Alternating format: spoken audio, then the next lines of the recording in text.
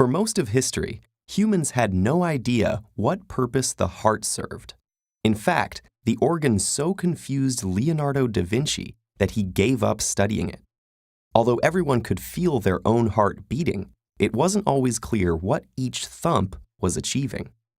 Now we know that the heart pumps blood.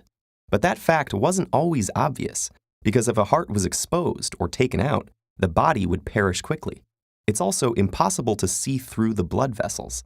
And even if that were possible, the blood itself is opaque, making it difficult to see the heart valves working. Even in the 21st century, only a few people in surgery teams have actually seen a working heart. Internet searches for heart function point to crude models, diagrams, or animations that don't really show how it works.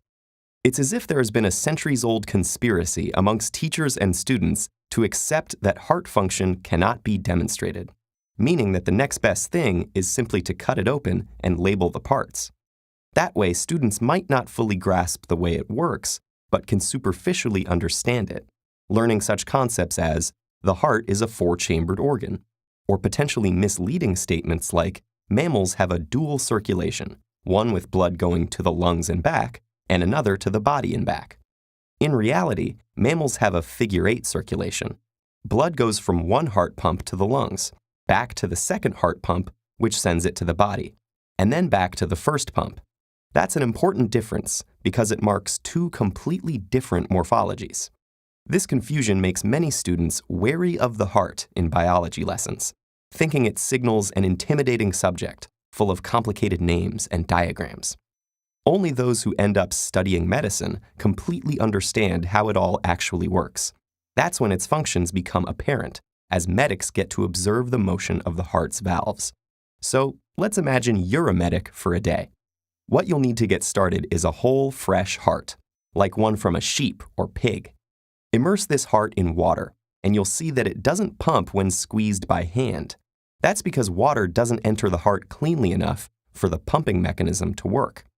We can solve this problem in an extraordinarily simple way. Simply identify the two atria and cut them off, trimming them down to the tops of the ventricles.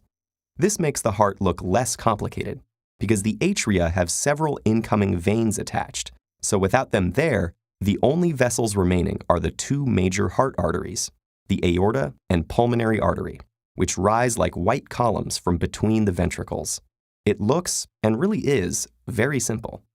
If you run water into the right ventricle from a tap, the left also works, but less spectacularly, you'll see that the ventricular valve tries to close against the incoming stream, and the ventricle inflates with water. Squeeze the ventricle, and a stream of water squirts out of the pulmonary artery. The ventricular valves, called the tricuspid in the right ventricle and the mitral in the left, can be seen through the clear water opening and closing like parachutes, as the ventricle is rhythmically squeezed. This flow of water mimics the flow of blood in life. The valves are completely efficient. You'll notice they don't leak at all when the ventricles are squeezed. Over time, they also close against each other with very little wear and tear, which explains how this mechanism continues to work seamlessly for more than 2 billion beats a heart gives in its lifetime. Now, anyone studying the heart can hold one in their hands, make it pump for real, and watch the action unfold. So place your hand above your own and feel its rhythmic beat. Understanding how this dependable inner pump works gives new resonance to the feeling you get when you run a race, drink too much caffeine, or catch the eye of the one you love.